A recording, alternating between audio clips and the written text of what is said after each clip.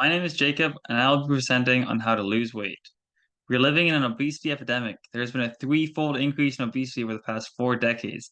Obesity increases the risk of cardiovascular disease, hypertension, type 2 diabetes, and many cancers. Reducing excessive body fat can improve the health and quality of life for those living with obesity. I'll be focusing on obese and overweight individuals. However, many of the strategies discussed today will be beneficial for anyone trying to lose weight.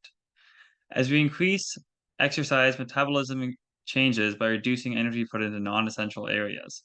This is beneficial as a reduction in immune, reproductive, and sympathetic nervous system activity leads to a decrease in inflammation, reduced risk of reproductive cancers, and a reduced stress response.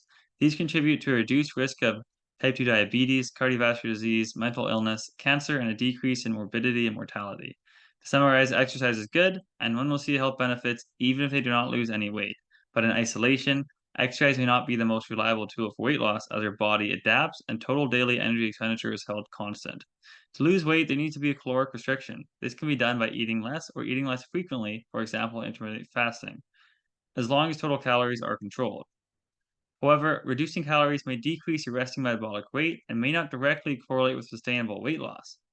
I previously said that calories burned from exercise are not a good predictor of weight loss, but they do play a major role.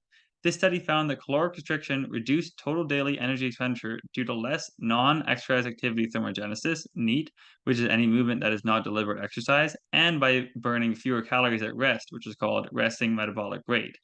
This study analyzed a second group that had less caloric restriction but also exercised. This group did not see a drop in resting metabolic rate or NEAT and therefore held total daily energy expenditure constant. Exercise is a way to buffer the effects of decreased resting metabolic rate from caloric restriction.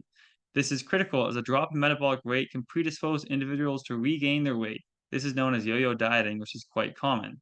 In fact, many people lose a significant amount of weight in their life, but 80% regain it after 1 year, 85% after 2 years, and over 95% after 3 years. Another benefit of exercise is it makes us more sensitive to satiety signals. This helps individuals avoid overeating. However, we do not just eat because we are hungry. There are many factors that influence eating. There are biological, psychological, and social reasons for eating. Biological factors include genetics, hormones that tell us we are hungry or full. Psychological factors can be eating to deal with emotions, out of boredom, or due to stress. Social factors can be eating at social gatherings, due to cultural norms, or out of peer pressure. In addition to reducing calories and exercising, there needs to be a holistic approach to losing weight and keeping that weight off. This qualitative systemic review of obese individuals who were successful at losing weight and keeping that weight off identified common strategies used by weight loss maintainers. The first strategy used is enduring challenges. In addition to everything that we've discussed, weight loss maintainers face challenges such as social gatherings, especially during holidays, unsupportive fears, isolation, and stigmatization. Obesity is often associated with negative connotations. For example, this individual must be lazy, careless, and doesn't value themselves. They hold this much weight. This has negative direct and indirect effects, especially when you consider job opportunities and social exclusion. Successful weight loss maintainers embrace this challenge, have grit, and focus on the process. It is important to view weight loss as a journey and embrace each small step. Another tool used by weight loss maintainers is continuous monitoring and tracking of calories, weight, and being cognizant of portion sizes. It is important to frequently track weight because weight fluctuations are common. Weight fluctuations are one of the main factors that discourages weight loss. It is important to track at the same time, for example, first thing in the morning after using the bathroom, and to take a weekly average. A random weighing does not hold much significance and is not a strong indicator of one's progress. Combining the continuous tracking with goal setting allowed weight loss maintainers to evaluate their progress and work towards a well-defined goal. Due to the high prevalence of weight regain, long-term goals that include weight maintenance strategies are critical. The most powerful goals are self-defined personalized goals for activity and eating. Importantly, weight loss maintainers continuously reassessed and adjusted these goals.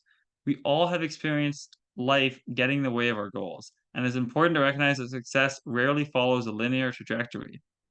Short-term goals are just as valuable. This could be how much physical activity and how many calories will I eat this week. Careful planning around predicted obstacles is also critical. For example, my friends want to go to this restaurant.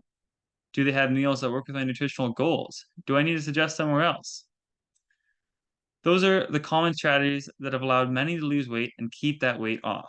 Moving into a heavily debated topic. Is there one magic diet that will help you lose weight? No. If someone tells you there is, don't believe them. This meta-analysis looked at popular calorie-reducing diets and found over 1 year, none of them was superior in terms of losing weight. The only caveat is one has to adhere consistently to the diet. So pick the diet that works best and feels the least restrictive for you. This is important because restrictive diets are a major barrier and form of stress for those trying to lose weight. Restrictive diets form a negative relationship with food, where one feels they can never eat certain foods, which is not healthy nor sustainable. Whatever diet you choose, make sure it is healthy. To summarize, weight loss is not simple, it is complex, and it is challenging. To successfully lose weight, one needs to embrace the challenge, set goals, track those goals, and focus on the process.